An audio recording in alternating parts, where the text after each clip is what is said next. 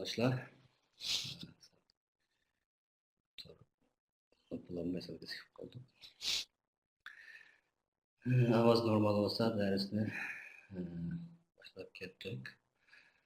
Biz aldığın kıtımda şu sertti yani sınavdaki yani kıta üzüp kılıç sebebiden zayıf boğan hadisler hakkında devam kılıp bağlan.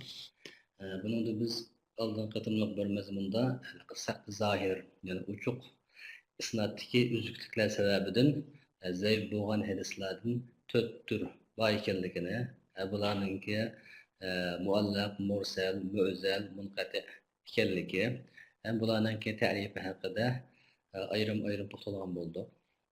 Undagi oldin qattimqi darsimizda biz shu saxt xafiy yani inqitoninki zohir qarasa bu isnotda inqito yo'qdek, ammo tekshirgan vaqtida yani intikilgan vaqtida chiqadigan bir xil saxt xafiy deyiladigan, ya'ni yushrun shubhalish yoki deyiladigan bir illat sababidan zaif bo'lgan yoki marud bo'lgan hadislarning turi haqida to'xtalib, buningdan mudallas haqida to'xtalib o'tgan.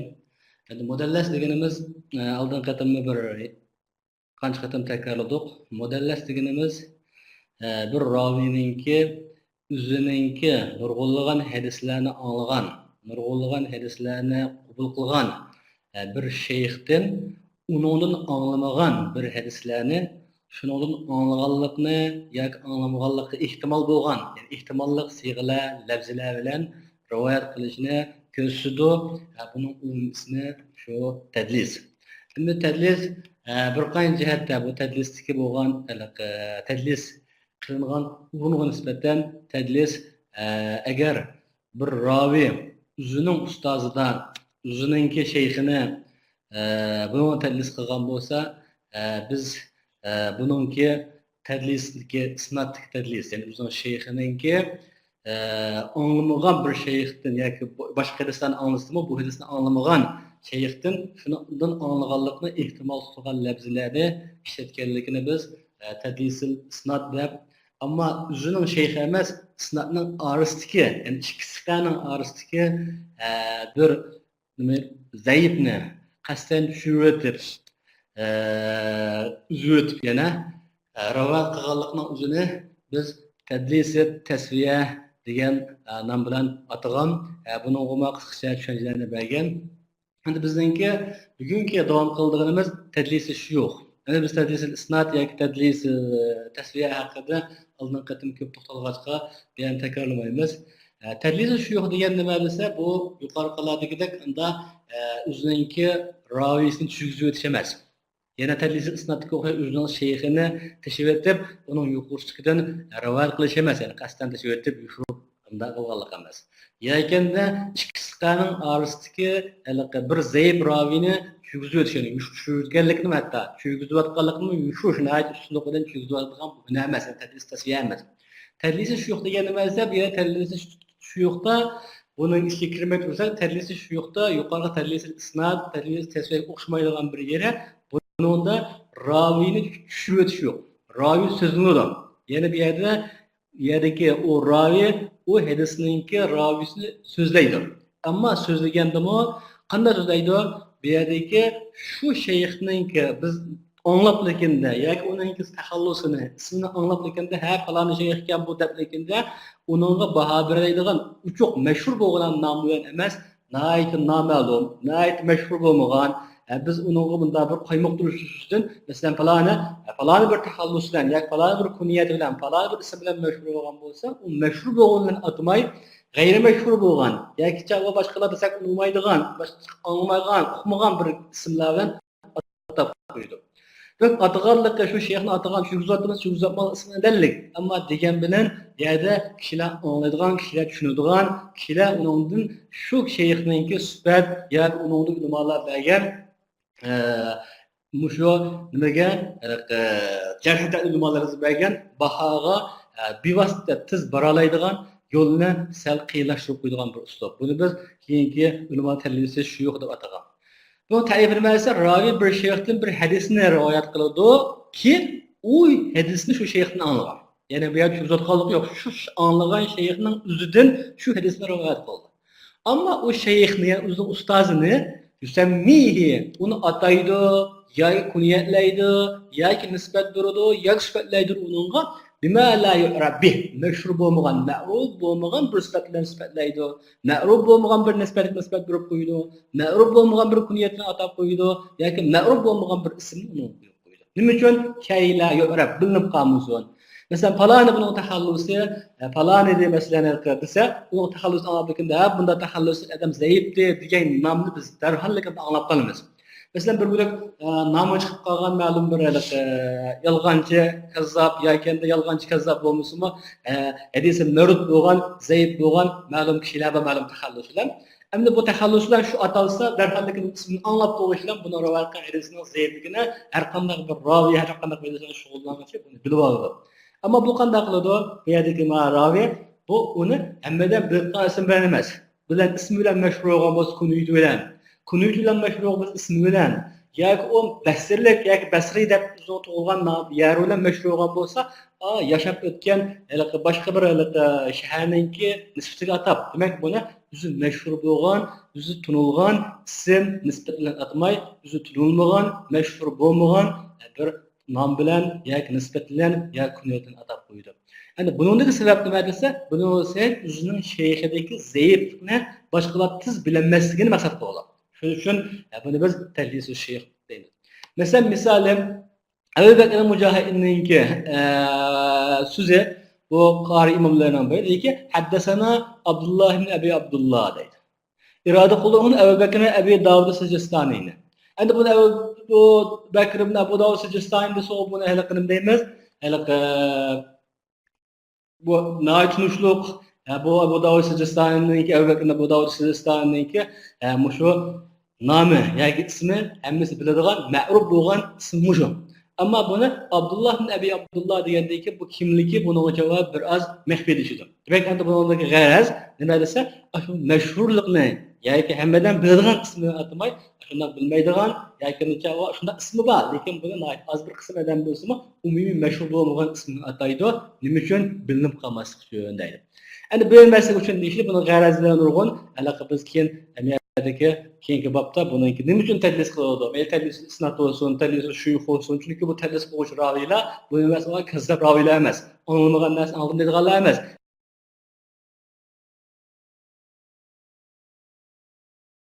Ama aşağıda bir azraq tadlis qilishga, o'zining shayxini yushirishga, shayxga uringan bir xil nima sal desak atadan bir yiliga o'xshash qisman nima bir urinma bor.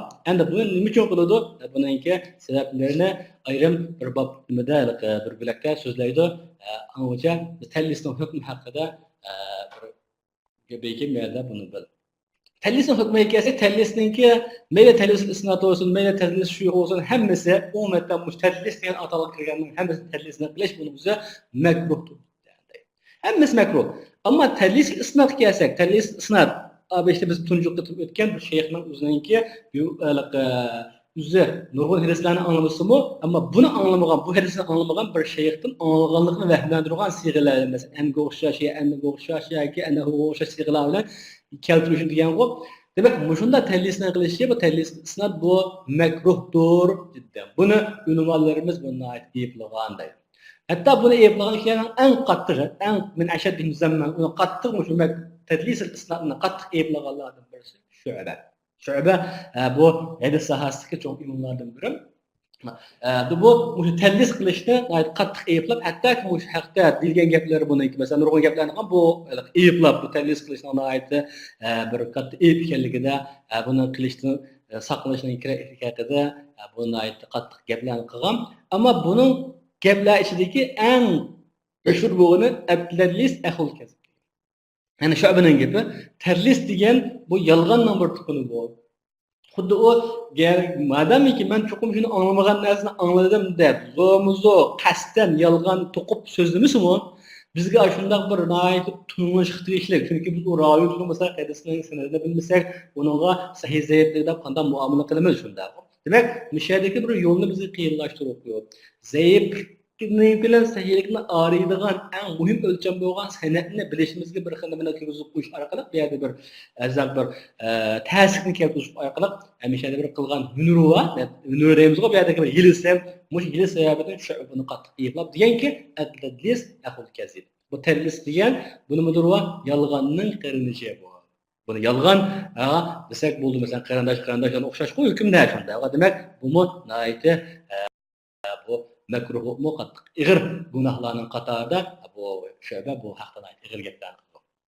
Ammo tadlis tasviyaga kelsak, tadlis tasviya deganimiz bir uzun shayxni tushuntirib emas, balki san'at jarayonidagi ikki siqa raviyning orasidagi bir zaifni tushirib o'tib, san'atni umumiylik o'rtaq bir siqa hayotga keltirib qo'yadi. San'atdagi raviylarning hammasi siqa bilan qilgandagidek. Xuddi o'rtadagi zaif raviyni bilmaydigan shaklda, masalan, bir davrdosh bo'lgan, bir taliblik, ustozlik munosabatida kechirgan bunday bir raviylarni ilishtirib, hamishadagi san'atni umumiylik siqa qilib oladigan bunday bir tasviya barobar qilib oladigan bunday bir hunar bor. Endi buni biz oldin qatam tutuzgan.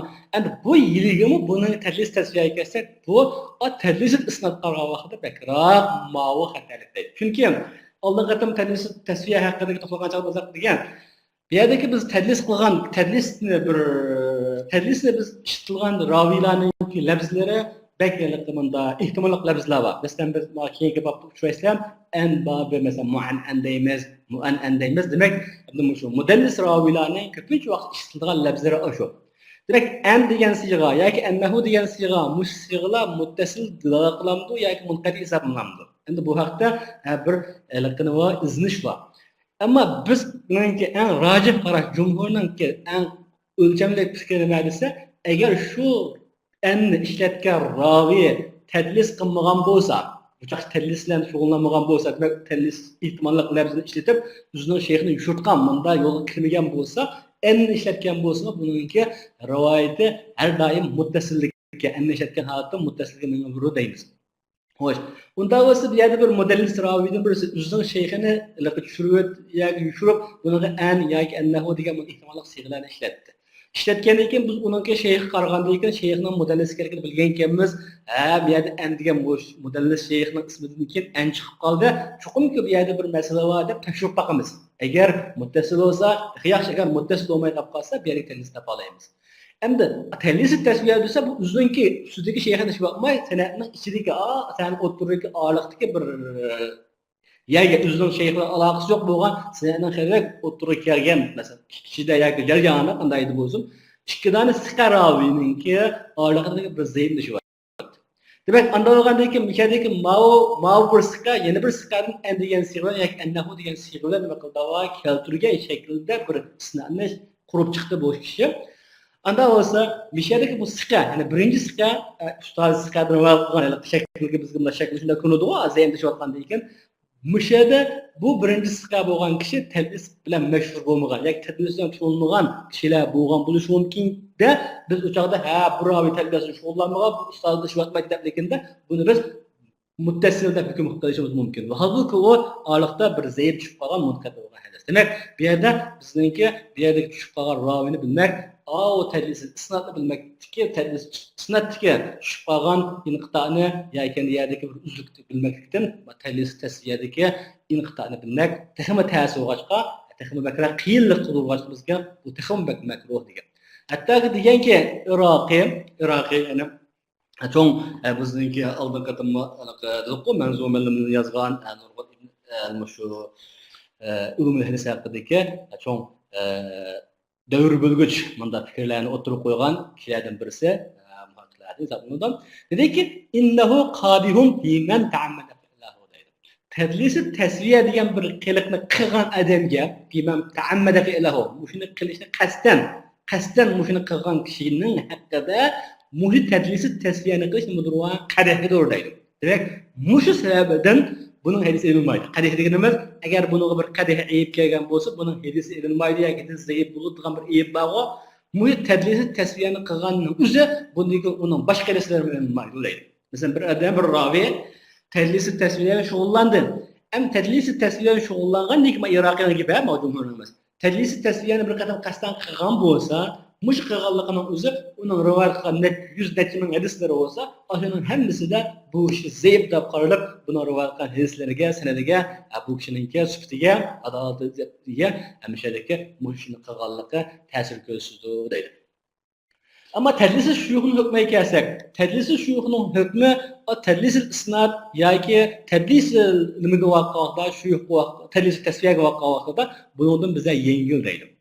Nimishqa desa, chunki mudallis yoki tedlis qilgan aylaqa kishi u tedlis-i isnadda bir ravni tushirib o'tib, qasdan uzib o'tib, uzib bor. Tedlis-i tasfiyadan bir ravni qasdan tashib o'tib, isnadni uzib o'tish bor. Ama tedlisi şuyuhga kelsak, bu yerda mudallis isnadning tushirayotgani yo'q. Bir odamda yusqit ahadan, lam yusqit ahadan, bir odamni tushirayotgani yo'q. Ama makruhlik nereden keldi? Bu yerda nima uchun anda o'sib kim tushirayotmadi? İsmini dedi, shu ravini atidi. Amma bu atgan tursa, ravini tushirayotmagan tursa, nima bu yerdagi isnaddagi mushaddiq ravi atılib turgan yana bu yerdagi makruhlik shakllanadi desa, makruhlikning sababi merviyun enhu'nin miqdataş tezyi' merviyun enhu. Hadis onunda rivayet kılgan kişini zaya kılarkenlik sebebi. Yani hadisni ala sami, hadisni anlagan, hadisni qabul qilgan, o'quvchiga nisbatan hadisni olgan kishiga nisbatan u ravi merviyun enhu'ni, yani bu ishonchida bilimizga muhim bilishning yo'llarini aytib qiyin qilayotganlik sebebi.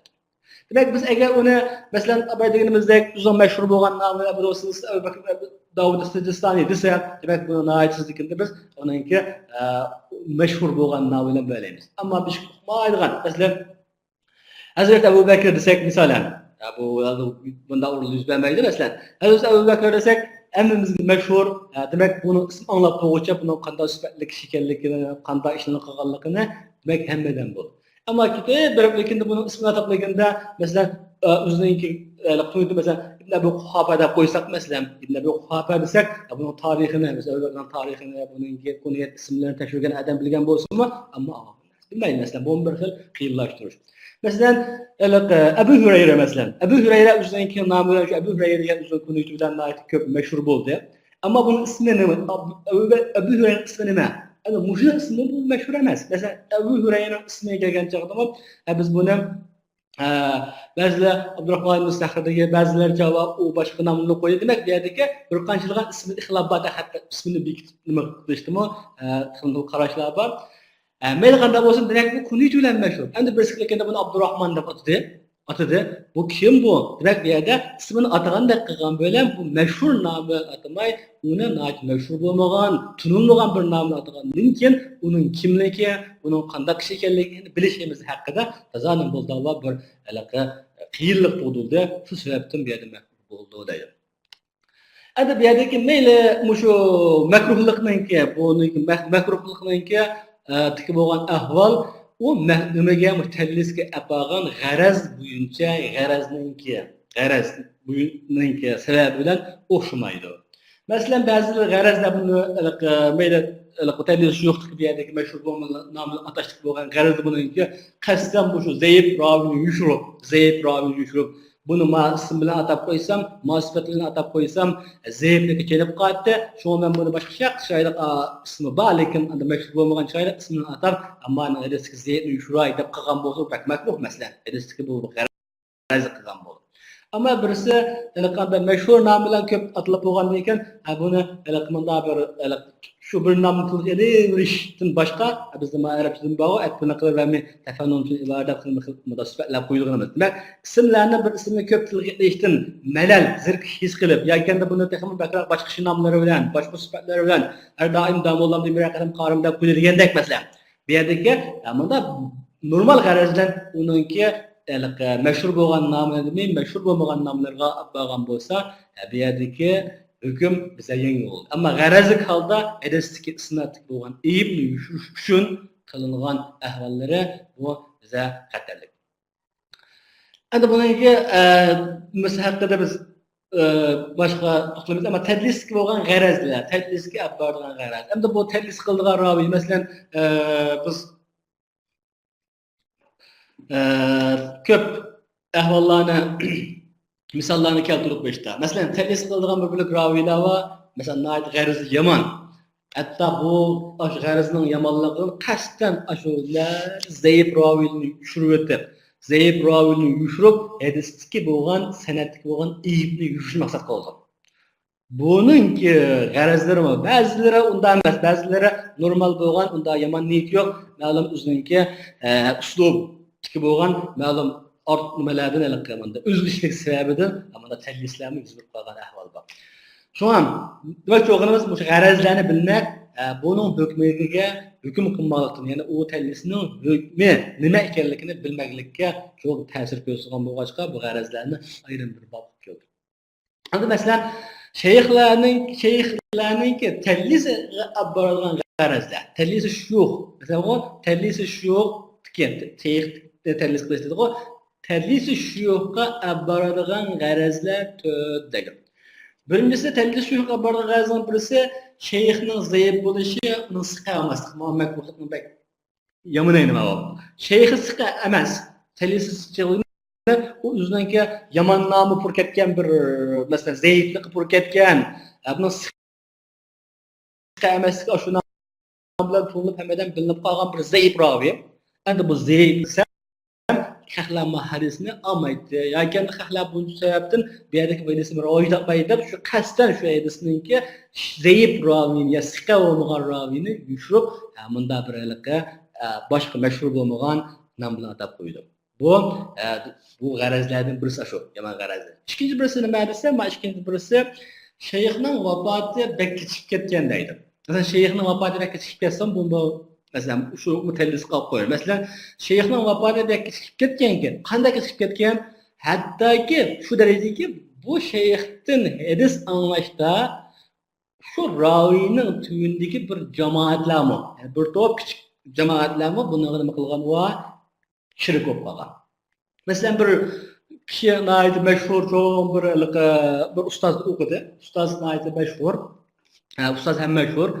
Endi ustoz o'qigandan keyin bu odamning u shayxning vafoti keyin bo'ldigini, vafoti kechikib, bu shayx masalan 100 yoshga yoki 10 yoshlarga borgan bo'lsa, mishadagi borgan lekin bu qirg'ochi hadis rivoyat qilamasmi? Qirg'ochi taliblarga hadis so'zlaydim deb berdi ustoz shayx. Demek bu bir kishi 15 yoshda o'qidi, o shayx o'chaqda 20 yoshda edi. Aslan yakanda 25 yoshda edi, 10 yosh farq qilgan masalan shayxda o'qidi ustozda. Endi bu odam 80 yoshga bo'lgan chog'da men shu hadisni rivoyat qilib turdi. Undan keyin bu yerdagi bu birinchi tunji yetgan taliblar masalan tunji rivoyat qilgan kishilarning navlari, bolalari yoki shu yoshdagi bo'lgan tuvan kichik odatdagi kishilarmi bundan hadis rivoyat qilib, hamda bu şu ustazdan talib bular yetdi, taliblar bilan, navlari bilan yoki bolalar bilan tang kichik bolalar bilan bir nima deb qoldilar, bir martaba deb qoldi. Kimning talibi desa, falonning talibi. Bak, 80 yosh qadam bor, shunning talibi 70 yosh qadam bor. Endi bu yerdagi amda hadis babiga yoki ilm babiga kelgan 20 yoshli kishi bor, shunning talibi. Demak, bu yerdagi yoshi cho'ng bo'lgan, yo'g'ondan qalpoqli kelgan bu yerdagi cho'ng raviy bu shunda. Bu men bu kichik bolalar bilan bir ustoz bilan talibi bo'lib qolsam, hamda hamma bilan kimda o'qigansiz falan desa, men mana shuni o'qigan deb, men kichik taliblar bilan bir ustoz bilan talibi qatorga tizilib qolmay deb, ustozini nima qildi? Ya'ni shu boshqalar, ya'ni boshqa kichik taliblari yoki kichik tuvandagi bo'lgan jamoat mashhur atgan ismidan boshqa bo'lgan, ism bilan yoki kunyatidan boshqa bo'lgan kunyat bilan nisbatan bo'lgan boshqa bir nisbat bilan atab hadis rivoyat qildi. Endi buning bo'lishga sabab buni g'arazga emas, hadisning zaifligini yushish emas. Ustozni siqa bo'laverdi. Faqat nima desa, o'ziga sayyorlikqa uzun tuvan kichik boladan shirik o'qishni salomuz qilgan ahvolga talab qildimi?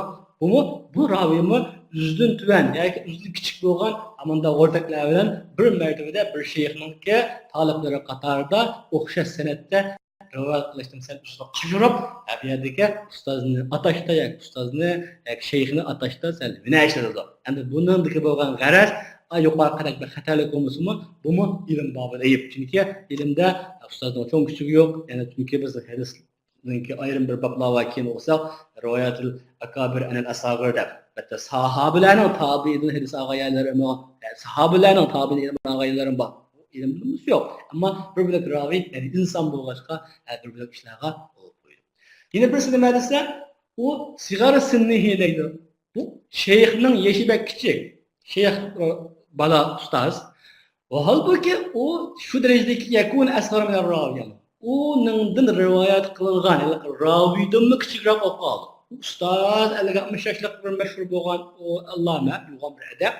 Ammo ma uning hadis rivoyat qilib bergan kishi kichik bu shayx kichik, yosh jihatda yoki martaba jihatda yoki chiqib bo'lgandan keyin ben deydiki, endi men bunda yo'g'on manchash kelgan yo'g'on bir bo'yisper ahlimi yoki cho'ng bir munda bir şey qilib, kichik talabni hadis rivoyat qiladigan kichik yoshlikka deganda kelaqmanda insonchilikda yana ham buning ismini bir kishiga atab yakında hemşerideki aşınınki bivasta aşı şeyhin hadis ağallıkını ya şunun anlığalıqı şuna talap olğanlıqını sen yiraklaştırış üçün məlum hünər bilen onun ismiga, kunyetiga yoki nisbatiga ataşda məlum hünərlərni işletidir. Mesela meşhur bolmagan nam bilan ataydı. Endi bumu yana mushu tadlis shuga sebep bo'lgan sebeplerni hesablanadi deydi. Bumu yana yaman garzi yok. Ustazını zeyipti bunu üşüy demeydi. Fakat acımında üzemden kişiye demden nima qilib qoldim ya deb alaqsal oynandan alaqa bir xil insonchilikda mundaq qo'yilgan ahvol bor. Endi bir nima esa kasatur rivoyat anhu. Endi buningda rivoyat noyat ko'p bo'lib ketgan. Demak endi bu shu shayxning rivoyatining noyat ko'p bo'lib ketganligi. Hatto shu sababdan bu o şeyhning ismini bir xil shaklda falan deb onu bir xil ism bilan bir xil shakl yoki bir xil kunyat bilan ismini zikri elishini qilib ketgan ko'p qilishni yaxshi ko'rmaydi. Hamda buningdan 400 ming hadislarni rivoyat qilib, hamda shuning uchun bu yerdagi ko'p hadislarni rivoyat qilgan bo'lsa bu shayxdan, ammo bu shayxningki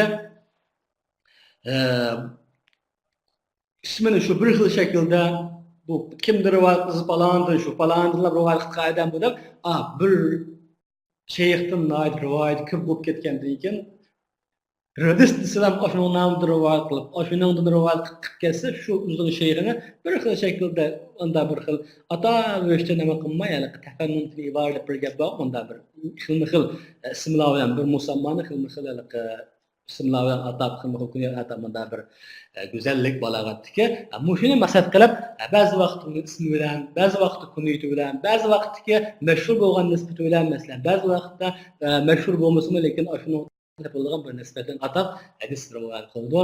Endi bu shu tadlis shu olib qo'yilgan sabablardan biri deydi.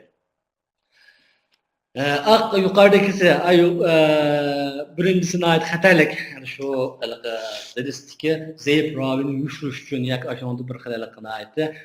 Oson bilinib qolmaslik uchun g'arazli qilgan. Ammo qolganlarda buningdagi o'ziniki ma'lum uzun xos nimasi va o'zrisi bor. Endi bizdan bog'liqqa kimda qilgan desa, 400 ustozni o'qib baqqan bo'lsa, 20 ta ustozni o'qib baqqanda siz kimning talibi desa, 20 ustozni demay, o'shaning orasiga hammadan bilayotgan, hurmatsiz bo'lgan, mashhur bo'lgan falonning talibiman deb qo'ydim. Nima? Haliqa boshqalar emas bo'lsa, boshqalar hattoki shuni inson shu. Shuning uchun bu yerdagi mushu bir bilik ahvolotlar bizniki raviylarda yuz berib qolgan. Endi buni qilgan uchun bilan bo'ldi. Buni keyin ayrim bir bilikda so'zlaymiz. Yani tadlis-i isnad sal xatolik yoqda tadlis-i shuyuq vaqtdan tadlis-i isnad da xatolik. Undan bakraga tadlis-i tasfiya mavzuatdan isnad kisi. Endi mejadekisi mushu tadlis-i isnadga bargan g'arazlar qasidisa o birinchisi tavahhum ulul isnad. Ulul tavahhum ulul isnad degani bunda qaramoq bilan ulul isnad bilan nuzul isnadni biz oldin qatama bu hadis sahih haqidagi babimizda qisman munosabat bilan tushuntirgan. Yana bu yerga munosabatlar ulul isnad yana bizningki o'rimiz bilan shu hadisni rivoyat qilgan sahaba orasidagi vasita qancha oz bo'lsa, qancha oz raviyning vasitasi bilan hadis bizga yetgan bo'lsa, u hadis shuncha isnad shuncha oliy bo'lgan bo'ldi. Agar vasita shuncha ko'paygan sari isnad nozil bo'lgan bo'ldi. Nozil deganlik zaif deganlik emas. Faqat uningki normal darajasi ulug' qilgan vaqtda biza nima qilmaydi bunda bizningki hadis bilimlarimiz orasida olqishlanmaydi. Ulug' shu qoldi. Ulug' isnadni izlab ulug' isnadni bir raviga, ya'ni onda rivoyatdan talablarga ulug' isnodni vahmlantirish uchun bu isnoddagi vasitlarning oz ekanligini uqtirish, bundagi gumonni silish ustidan bu yerda bu shayx orliqdagi ashadagi o'zining ustozini yelkanda ustozini qilib tashiyotadi. Masalan, yuqorida biz misol ko'rdik-ku, shunday-ku. Sen buni Zuhriydan oldingmi desam, men Zuhriydanmi? O İbn Uyayna Süfyan'ın gibi. Ben Zuhriydan aldım, onundan anlayan adamdan mı anlamadım deb ikki raviyni bırakıp tashlab bu yerda tadlis qilgan. Bu yerda tadlis qilishga sababi g'arzi unda bu yerga mana o'shanda u ayrim gap. Maqsad nima desa, bu yerda bir ustozini uzib qilib etishda bu yerda ulug' isnod bor kerak. Agar masalan Ibn Shihab az-Zuhri va uning keyinida bir ravi var. Yeni bir ravi orqali İbn Uyaynaga yetsa, isnod sal bo'lgan bo'ldi, nozil bo'lgan bo'ldi. Ammo Ibn Shihab az-Zuhridan Sufyan ibn Uyayna bir vosita olgan bo'lsa, yoki bir vosita olgan bo'lsa, isnod oliy bo'lgan bo'ldi. Endi biz bu yerdagi bu masalalarni burada nima qilamiz? Yana birisi xosiyat esa, yana birisi hadisdan ma'lum bir ko'p samiya minhul kasi ko'p hadislarni olgan bir shayxidan hadisdan azroq bir hadis buningdan nima qilib qolgan va buningdan ketib qolgan. Masalan, bir ustozning qoshida hadis 10 yil yoki 5 yil turdi bir ravi, bir talab. Ammo bu nurg'un hadisni shuningda rivoyat qilgan bo'lsa-mu, shuningdan masalan bir yoki ikki hadisni anglamay qolibdi. U qashda o'tirib hadis rivoyat qilib, shuningdan nabzin natijo hadislarni rivoyat qilgan bo'lsa-mu, yoki bir qancha hadisni u hadis u shayxining qashda turgan bo'lsa-mu, u shayxni anglamay qolibdi. Ama şu şeyhinin yolu orqali başka bir yol, başka bir kişi anlap bu kişinin bunu yetdi. Endi bu uzun ko'ngli o'ylaydiki, men buni qancha manchi turib, yana siz anlamay, yana başka adamdan anlab kelibdi. Masalan, paloni ustozda 10 yil turgan, ammo 10 yil turgan adam rivoyat qilmagan bu hadisni 5 adam rivoyat qilsa, bu odam bu men manchi turgan tursam, men manchidan hadis olgan tursam, men nurg'un hadis olgan tursam, men ma orqali yana buni bir vosita qilib bu ustozimga bir narsa rivoyat qilishdi. Sen nima qilib biz bir xijolat yoki qilgandek bu yerdagi vositani uzayotadigan ahvol bor. Tadlisi isnodniki. Bumi yana shu nimalarning birisi, g'arazlarninki birisi deydi. 3 4 5 ni chiqarsak, shu tadlisi shu yo'qda nima qilgan va zikr qilingan g'araz, shu tadlisi shu yo'qda zikr qilingan g'araz qasdi yana shu nimaninki birinchisi ravinin zayib bo'lib qolishi. Masalan, ravi zayib bo'lgandan keyin bu o'zining ustozini oshkora so'zlasa, bu isnod ta'siriga uchrab, bu isnod ta'sir uchraliq sababin hadis mavjud bitib, ahla buni javob buniki gelmaydi. Endi bu shu isnoddagi shu zayib ravini nima qildi va amal qilib tashlab, hatto o tashlaganlikning bir qismi bilan nima qildi va yurdi. Endi bu shunda ahvollar bor. Yakanda shunga o'xshash yakanda qilib ketgan va uzun shayxning keshitgan qog'ozga uzun kichik rivoyat qildim demaylikda buni uzvadi. Demak, shu nimadagi yuqorqi tadlis shu zikr qilingan uch sabab yana tadlis isnodningki sabablaridan birisi bo'ladi deydi. Demak, endi mayli tadlis isnod bo'lsin, yoki tadlis shuyux bo'lsin. Endi buningki masalan tadlis tasviya eng aybladigan eng makruh bo'lgani. Ondan keyin tadlis isnod, undan keyin tadlis shuyux. Tadlis tasviyami shu shunday aybladigan bir ishni nurg'un raviylar, nurg'un hadis rivoyat qilishlar nima qilgan va qo'llangan, abbagan. Endi buningki g'arazlarni biz yuqori oldin qilib o'qishimiz sabab shu g'arazlarningki sababi bilan shu ishni qilgan odamga biz hukm qilamiz. Masalan, ma'lum bir qasddan bu yerdagi masalan Sufyan ibn Uyaynaninki masalan odatda argument bo'lgan yushish maqsadi yo'q, u bilan oyat qilish yo'q. Faqat bu yerdagi isnodni qisqartirish yaganda bu yerdagi maqsadlar tadlisdagi isnodni ma'lum tadlislar nima qilib qolgan va sodir bo'lib qolgan. Ammo buningga har qatim sen bu hadisni falan anladingmi desa, u anlaganlik emas, cho'qim isnodni o'z xil shaklida, shu asli muttasil shaklidagi rivoyatlar rivoyat qilib bergan.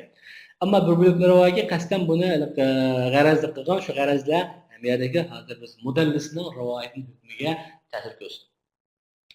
Endi mudallisninki rivoyatining hukmi qanday bo'ldi? Tadlis qilgan hadis, ya'ni mudallis qilgan shu hadisning o'zi buningki mardud yoki buning zaif ekanligida ixtilof yo'q. Bu yerda bu muhim gap.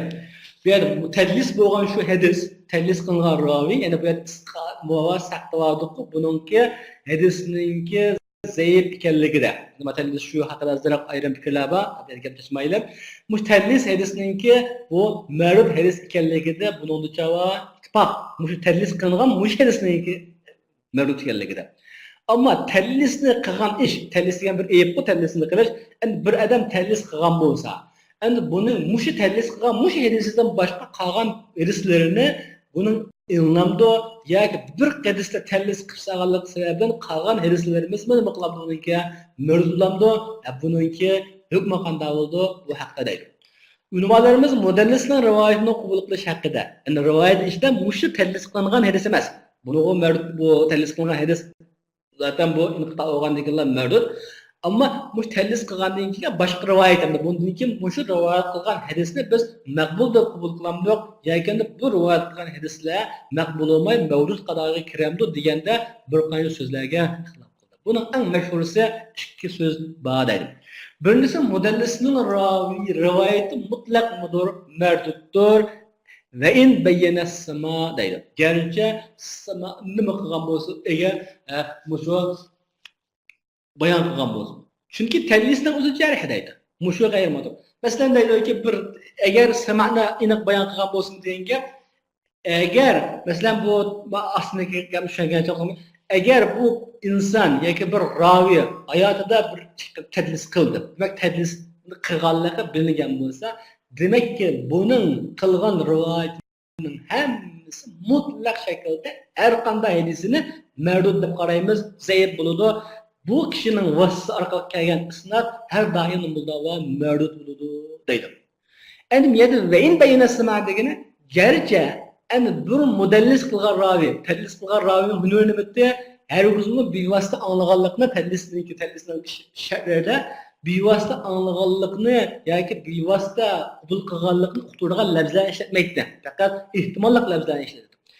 Endi bu mudallis ravi garchi yeni bir sanatda yoki yeni bir hadis rivoyat qilib yoki yeni bir sanatda bu yerda haddasana yoki sami'tu deganda jazmi ittisoq qilgan siyg'alarni ishlatib, yani simani anglaganlikni bevosita bayon qilib ittisoq qilgan siyg'alarni uch oshkor ishlatgan hadismi bil isbaq mardud deydi. Demak buni mayli en siyg'asidan masalan annahu o'xshash, anga o'xshash bunda ehtimolli siyg'alarni ishlatgan hadis o mardud. Hattoki isnodda men buningdan shu sami'tu, sami'na, haddasana degandek mushu labzlarni ishlatgan hadisining o'zini buni mudurva marduddir deydi. Nima ish qilsa? Chunki tadlisning o'zi jarh. Bu bir qatam tadlis qildi, isnodda azroq bir munosib bo'lmagan bir harakat bilan shug'ullandi. Mush ishining o'zi uningda bo'lgan adolatni yo'qotadi. Demak bu ravi odil emas. Adil olmagandan keyin garchi u isnodda qanday qolgan yerida mush odamning bo'lganligi isnodning o'zida bu sababdan bu hadisning muldava mardud bo'ladi. Tadlisning o'zini mudurva qadahidir, jarhidir, tadlis qilganligi sababidan bu ravilik adolat yo'qib qolgan boshqa hadislarni rivoyat qilsin, hattoki angladim deganga dalil qilgan qat'iy siyg'alarni ishlatsimi biz buning hadisini olmaymiz deydi. Bu g'ayr mu'tamad qarash, ammo ulamolardan zikr qilingan qarash. Ulamolar zikr qilingan qarash, ammo bu g'ayr mu'tamad, bunga jumhur ulamo bunga amal qilmagan. İkinci qarash qasi tafsil, yani jumhurning qarashi, tafsil deganimiz farqlantirish. Farqlantirish. Bir mudallis ravi, demak bir ravi mudallisdan tunildi yoki mudallis bilan bilingan bo'lsa, buning rivoyat qilgan boshqa rivoyatlari, hadislari bu maqbul bo'lamdi, mardud bo'lamdi desa, buni nima qilamiz? Ayiramiz. Agar mudallis ravi yine shunga o'xshash, amga o'xshash, annahu o'xshash yoki balag'a o'xshash, demak bu yerdagi ehtimolli siyg'alarni ishlatgan bo'lsa, undaqda u ehtimolli siyg'alar ishlatgan hadisning o'zini mudurva marduddir, hattoki yeni bir yo'l orqali uning muttasillik isbotlanib bo'lgan qadar. Demak u munqati'ning hukmida. Aydi. Agar u mudallis qilgan ravi, demak mudallisdan sharti bitta bu bevosita anglaganlikni dalil qilgan labzlarni ishlatmaslik, jazmiy siyg'alarni ishlatmaslik. Demak bu garchi mudallis degan u kazzab emas qo'y shunda. Mudalliskan, ammo u bu yerda ma isnatda nima ishlatibdi? Unda ehtimollik siyg'asida emas, haddasanaga o'xshash, sami'atuga o'xshash, bunda ittisolga da'vat qilgan jazmi siyg'alarni ishlatgan bo'lsa, bu mudurva maqbul deydi. Bu tafsilligini shu. Deydi masalan misol qarashsa, agar sama'ni aniq so'zlagan bo'lsa, masalan bu ittisolga da'vat qilgan jazmi siyg'alarni ishlatgan bo'lsa demakki, masalan sami'atuga o'xshash, sami'naga o'xshash, haddasanaga o'xshash aniq bunda siyg'alarni ishlatgan bo'lsa, uning shu ishlatgan shu sanad bilan kelgan hadis nima qildi va qabul qildi. Ya'ni agar degan bo'lsa sami'atu debdi yoki shunga o'xshash masalan haddasana sami'na degan o'xshash deyilgan bo'lsa, shu hadisi shu siyg'a hadisi nima qilib qabul qildi. Agar sama'ni aniq nima qilmabdi, so'zlamabdi. Agar sama'ni aniq so'zlamay masalan haddasana yoki sami'atu degan o'xshash siyg'alarni ishlatmay yoki yana anga o'xshash yoki annahu o'xshash yoki balag'a o'xshash bunday siyg'alarni ishlatgan bo'lsa, ya'ni ehtimolli siyg'alarni ishlatgan bo'lsa, u ishlatgan sanadlar rivoyat qilgan u rivoyati maqbul bo'lmaydi. Endi degan bo'lsa-ki, an debdi masalan, an degan shaklda ishlatibdi, buni shuni degandagi vasfmi yoki vasfliqmi bu noma'lum. Bu shundaq ehtimolli siyg'alarni ishlatgan bo'lsa, ya'ni bevosita anglaganlikqa doir qilgan sima siyg'alarini ishlatmay, bunda bir ehtimolli siyg'alarni ishlatgan bo'lsa, uning u hadisi, ya'ni shu hadis nima qilmaydi va maqbul bo'lmaydi deydi. Ya'ni bu yerdagi tadlisning hukmi shu. Tadlis bo'lgan, ya'ni mudallas qilingan mudallas hadis nimadir va marduddir. Ammo mudallas qilgan mudallas tadlisda qiluvchi, ya'ni mudallis ismi fa'il tadlis qiluvchi, buning hukmi bu birinchi qarashda tadlis qilganligi sababidan bir butun o'zidagi adolatni yo'qotib, buningki qilgan rivoyatning hammasini bu da'vo mardud bo'ldi, chunki meningki tadlisning o'zi jarihdir, tadlisning o'zi nimadir va ayibdir deydi. Mushunda qilganligi o'zi bilan bu o'zidagi buning hadislari bundagi hadis namat qadam aylanib turadi deydi. İkinci qarash yo'q, unda emas. Bu tadlisdagi bo'lgan bu unda bir yolg'onchi ekan u emas. Bu tadlis bu yerdagi unda oyatdagi bir qancha sabablar so'zliq qo'y sabablarni. Ammo uning sabablarining ko'pinchisi unda bir yomon g'araz yo'q. Birinchi g'araz masalan, unda bo'lsa ikkinchi g'araz esa g'ayra bo'lgan, ammo qolgan g'arazlar noyatda bunda bir bak unda chekni oshgan yomon g'araz yo'q. Normal ahvolotda insonda bo'lib qolgan ahvol. Bunda bo'lg'achqa bu jarih qilganlik u raviylik bo'lgan adolatni yo'qotib, uning hadisini mardud bir butun qiladigan ish yo'q, balki uning hadisidagi siyg'a qaraymiz. Agar siyg'a jazmi siyg'asi bo'lib, sami'atuga o'xshash yoki hadasana o'xshash sam'iga qilgan, shunda ong'allikni bayon qilgan siyg'ani ishlatgan bo'lsa, ya'ni ong'allikni bayon qilgan bo'lsa, shu isnat maqbuldir. Agar unda qilmay, yana ehtimolli siyg'ani ishlatgan bo'lsa, masalan, anga o'xshash va shunga o'xshashlari, o chaqda bu hadis u marduddir deydi. Biz farqlantirish kerakmas. Unda tadlisni biz nima asosan bilamiz? Tadlisni qanday qiladi?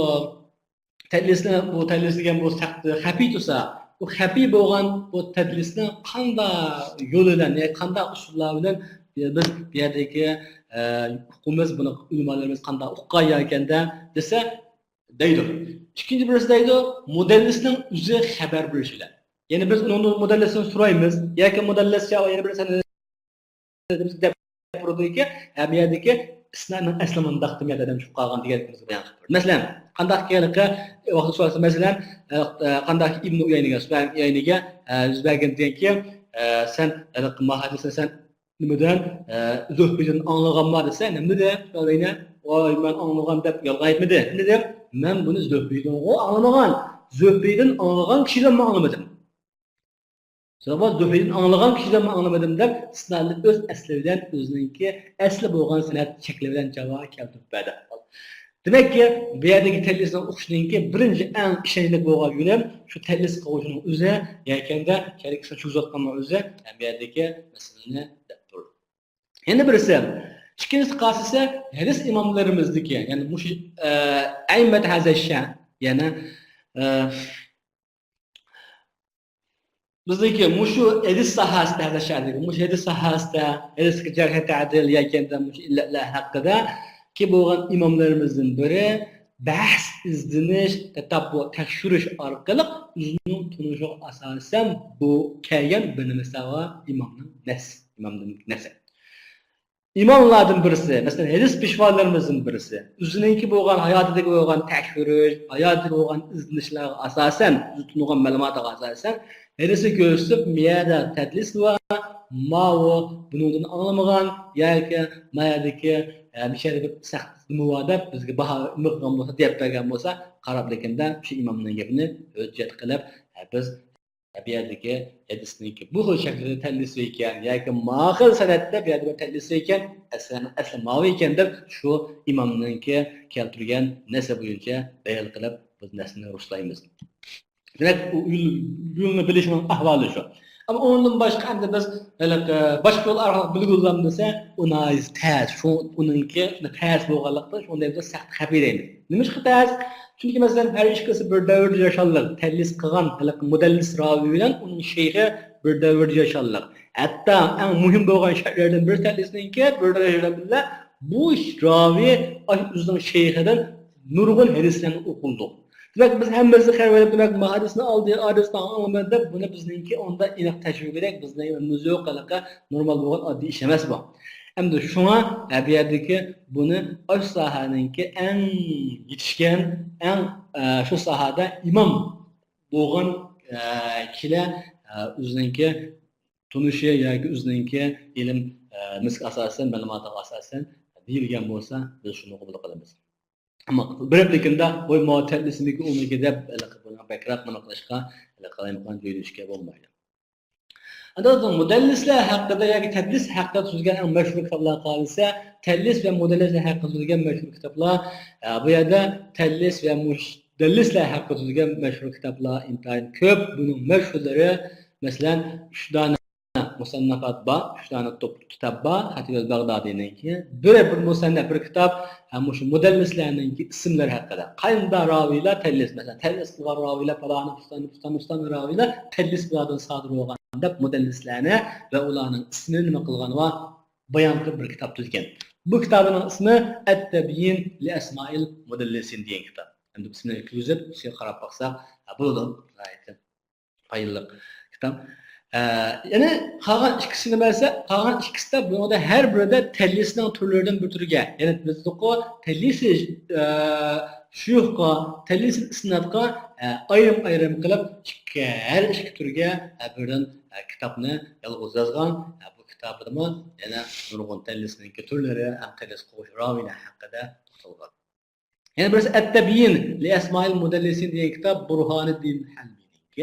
Endi Et-Tebyin Esmal müdellisler qarasaqmi tadlis qiluvchi ravilarni biz shundan tunib falan ravi müdellis ravi ekan, falan ravi müdellis ekan deb buni jab bilamiz. Chunki bu muhim kitoblar. Endi buni biz agar sharoitimiz bo'lsa, o'shadagi ismlarni ko'p o'qib qo'ysak, demak, shu ismlardan keyin an yoki annahu yoki shunga o'xshamanda ehtimolli siyg'lar kelsa, hamisha bir o'zimizning ko'nglida bir nima qildi va bir izlanishga, tekshirishga bo'lgan bir bo'shliqni his qilaymiz. Agar mudallis raviyani bilmasak, yoki kim mudallis emas bilmasak, bu yerda bizniki izlanishningki yo'lini topolmagan bo'lamiz. Shunga bu mudallislarning ismlarini yoki bularningki mudallis qilish shakllarini buni bilishimiz uchun bu materiallarga murojaat qilib baqsak ham yaxshi bo'lgan bo'ladi. Yine birisi nima desa, Ta'rif ahli taqdis bi rabil mawsum bit tadlis degan kitap Hafiz ibn Hajarning kitobi. Endi bu kitob bo'lmaslikda ham buningki mush kitobda qarasaqmi, shu tadlislan sifatlangan martabalardagi buningki hatta ta'rif beradi. Endi mush yerdagi bir ahli tadlisniki biz g'arazlarni mush kitobda aytaylik. Qimmatlik ham bu tushunishlik ratlangan. Bu qanday desa, bu tadlisga olib borib qo'ygan bo'lgan g'arazlar. Endi ba'zi eristik zaiflikni, eristik bo'lgan illatni yushish uchun tadlis qilgan bir tadlislar normal bo'lgan bizdagi ma'lum isnatdagi bo'lgan boshqa sabablardan tadlis qilgan tadlisniki, har ikkisiniki nimasi darajasi o'xshash olmaydi. Demak, bu yerdagi falana raviylar qasddan eristikka nimadagi zaiflikni yushish uchun tadlis qilganlar bor. Masalan, Taqiyyanınki edisida dedi shunda bor. Mesela muşununki qasddan buni yomon g'arazda tadlis qilganlardan normal bo'lgan bir usul bilan tadlis bilan shug'ullanib tadlis ularda sodir bo'lib qolgan masalan g'araz shaklda sodir bo'lib qolgan kishilar o'xshamaydi. Endi buning mavjudlari haqida buning ismlari va bu faloni qasddan tadlis qilib ustani buni sodir bo'lganda chiroyli bayon qilgan birisi. Onun birisi endi biz oldin qatim dedik, bayon dedik.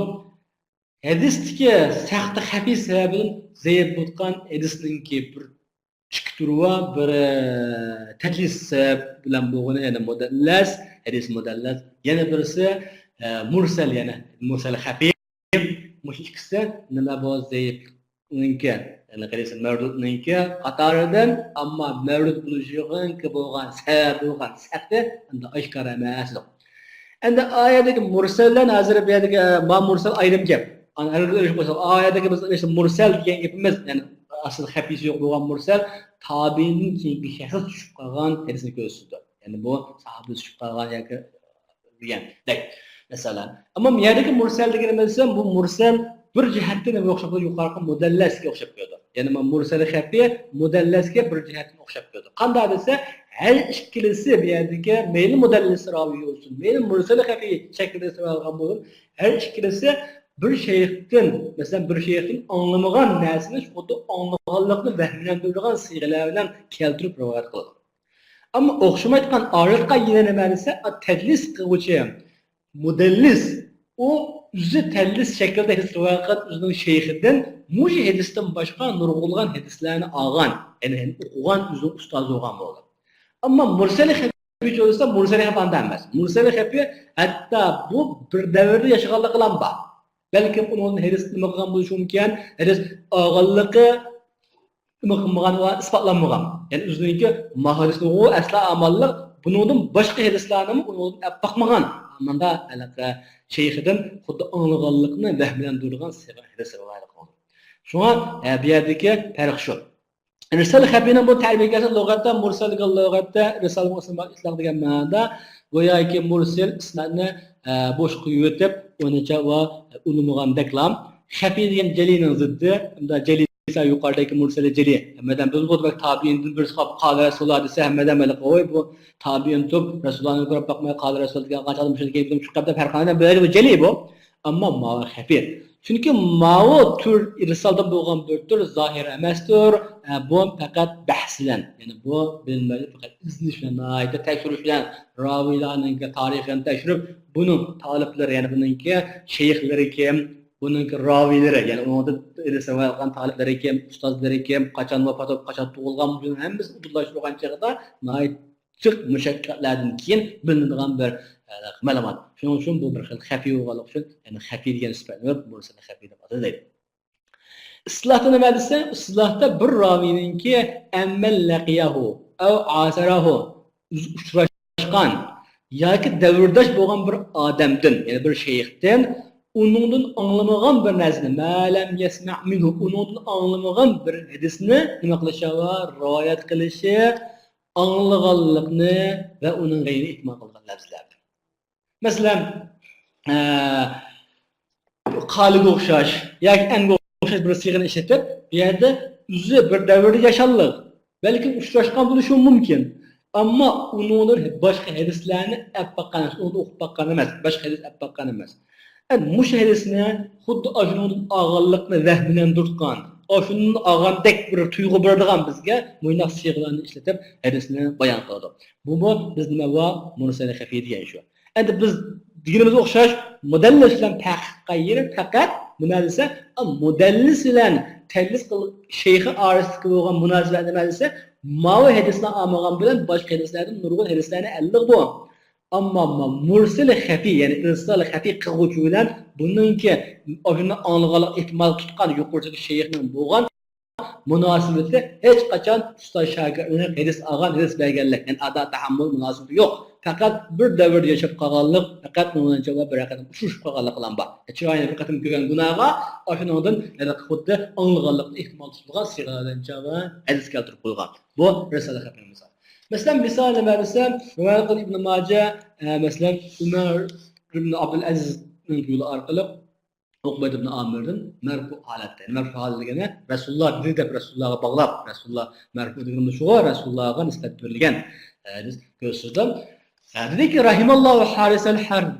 Demek endi müşe qarsak, müşedeki Ömer o'q bilan uchrashmagan. Qanday hepimizni etraf degandek. Ammo bir davr yaşallık. Ammo uchrashgan turib, uchrashganlik bo'lsin yoki uchrashmaganlik bo'lsin muhim. Demak, endi uchrashmagan degan qarag'an vaqtda bir tariqa avval umudin hadis olmagan degan gap chiqadi bundan. Hadisning bevosita topmagan gap chiqadi.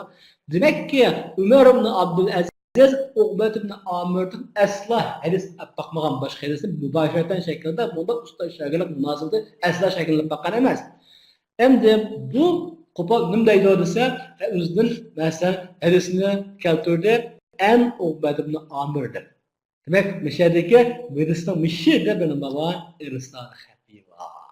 Mişedeki yerdeki bir ravin vakitliği var, şükürlüğü değil.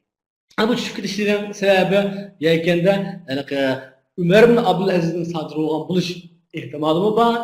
Jack Ömer ibn Abdülaziz'in kiyinki raviyle tedlis tesviyede öttüğü o şekilde düşüp kaldığını o şekilde endi bularda bu şekilde düşüncelerim var. Endi bununki hammasiga munosib o'xshash bu yerdagi misol shu.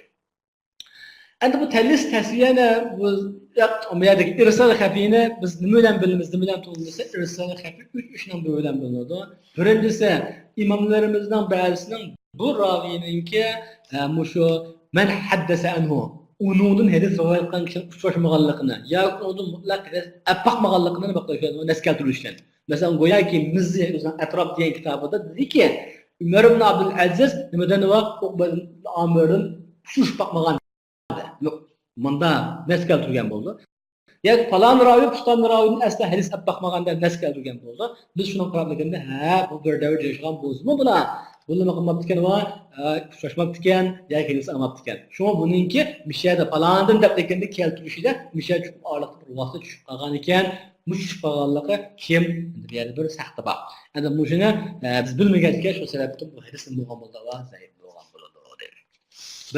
Birinci sebep şu. Beş yollarına. İkinci yolumuz birleşene girmezse ihbaruhu en nefsi billahu yalqa men haddasa anhu ev lem yasma min şey'an deyil. Demek üzden nokılsa ve haber bir şey. Mesela bir risal halat teris rivayet kılgan bolsa risal haqiqi haqqında anda falan ya tubskiyan ya falan kuşabskiyan muşadisini aşın anlamagan bilsa o'zi javob berib, "Yo'q, men uni anglamagan, uningdan bu hadisni emas, boshqasini anglab boqmadim" deb xabar bergan bo'lsa, yoki bir hadisni bizga sanadlarga qarasak, bu hadisni falon bir rivoyat qilib, o'sha an yoki ehtimollar bo'lgan siyg'alardan o'shanga bir nomirdan bir hadis keldi, ammo yana bir biz ishonchli bo'lgan manbada qolsak, shu kishining o'zi debdiki, "Men falondan hadis asla boqmadim" deb o'zi xabar bergan bo'lsa, yana oyatdagi an siyg'asida irsal degan gap, irsal shakllandi degan gap çıkalım. Yeni birisi nima desa, hadisning yeni bir yo'lda qarasak, yeni bir yo'lda uningda mush ravi bilan uningdan rivoyat qilgan shayx orasida bir shaxs ziyoda holatda hadisni kelishadi. Demak, endi bu yerda bu ulamoning orasida çok ixtilof bor hamda. Lekin bu yerda bu bir shakllarda biz masalan biz hadisni qaradik. Bu yerda hadisning isnodida mesela palana pustaneden deplikinde hadis muşkil şekilde devam kıldı. Ama muş hadis, muş senet yeni bir orunda muş iki ravinin ağırlığı bir ravin muhtava çıktı. Bir ravin kepti. Kelgendekin ma işencilik boğan ma menbede muş ağırlığı da bir ravin zikr kılınan karavakada ayada muş ravin düşüp eptikende deplikende ceva biz şunundan biz aşağıdaki ravinin düşüp kalganlıkını bunun tedriskelikini irsal ekanligini bilamiz deydi. Ama bu ish, uchinchi ishlar mush bizdan davat qilgan mush gapda ulamolarning cho'ng bir ixtilofi bor. Chunki u balkim al-mazid bi muttasil asanid degan bobga kirishi mumkin. Endi balki arabir bobga keyingidan al-mazid bi muttasil asanid deb. Ba'zi raviylar hadisning isnodida bunda hozir qadar raviylar tushib qolgan bo'lsa, tushib qolgan ahvollar bor, biz shuni uzunlayapmiz hozir qadar. Ama yeni bir şekil var ki ısnadında o ne bilse muttasil bo'lgan bir sanatda ikki ravi mesela falan ustadan anlagan bir vasıta muttasil bo'lgan ravi olsa onun anlamagan bilek bir adam qasdan ortiqcha va ziyoda bo'lib qoldi. Mazid ziyoda qilindi. Mazid bir muttasil bo'lgan bir sanatning orlig'iga o senatning ishidan bo'lmagan bir kishi yakında şu ikisini arası vasıta olmagan kişinin bak burada var kasten ziyade kalgan ahvallar var. Endi bu şu mezid bir muttasil aslan rivayet kılgıçının ki nimesi mesela zeptedik bu zeptedik kadar işlem. Endi bu ikisini uçurdu biz kaldığımızda bir senette bu senetle ikisini arasında bir adam ziyade birinin kalsak cevabı müştü bir vası kelgen. Anda olsa biz bu ziyade kelgenle asas kıp durup binin de çıkıp kalganda bu hüküm kılamdık. Yaken de bir vası anlagan iki bizim bir vası ağan onu asas kıp durup ağırlıklı bir adam ziyade kılganda bu mezid bir muttasil aslan babından kende bunu zeyip kılamdık. Bu izinlik deyişler bu çava çıkısını təşvik deyişlik bolğan mühim bolğan bir nokta. Anda qaramligində yeni bir yer qaldıq, bir adam ziyade ekan, ayağı çıkıp taptıkanda bütün qılıb olmaydı. Yoxum işkində yanguş mesela sınavda farklı görgen bolsa, mesela ayada bir vasıta falan deplikində keldi royal qılındı, amma miyada ağırlıqlı bir adam ziyade kelgen bolsa, ikkilisinin zadı qaysini mava sahih ağırlıkta bir adam ziyade bolğan şekli sahimo ya ayadaki ziyade bolmagan şekli mi? Buna izlenip bakkandan keyin hüküm qilish bo'ldi, ammo shu şekilde deganda o ziyade ekan ayat tutab deganda keskin hüküm qilib bo'lmaydi demakchi. Bunu hükme gelsek, yani mursal xafiyning hükmü bu o'xshashligida, chunki mursal xafiy deganma, bir saqta bor, inqito bor. Shu sababdan bu zaifdir, chunki munqati'ning turi. Chunki yana bir raviyning tushib qolishi bor. Ondağanlık üçün bendeki bu hadis merdut qatarga kirdi. Eğer onunki inqita'nın bu qalsa ve eğer munqati'lik aşkara bolsa, onun hükmü munqati'ning hükmü. Munqati'ning hükmü bize yengilroq, amma mesela vaqan chaqda bu mudallislarga vaqada bize yengilroq. Shuning uchun demak ki eğer inqita' zahir bo'lgan bo'lsa, bunun hükmü mudur va munqati'.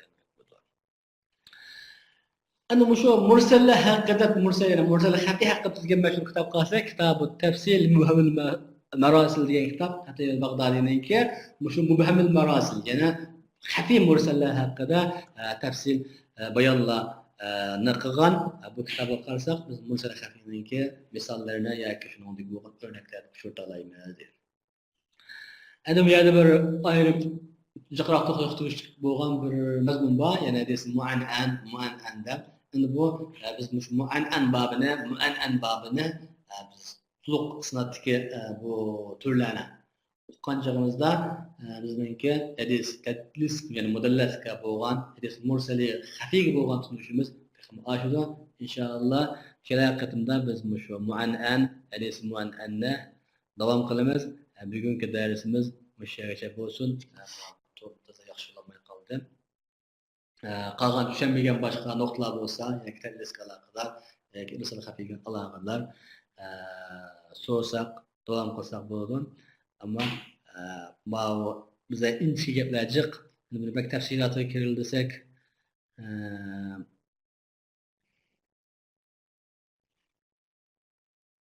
sal tushuniksiz bo'lib qoldi ekan.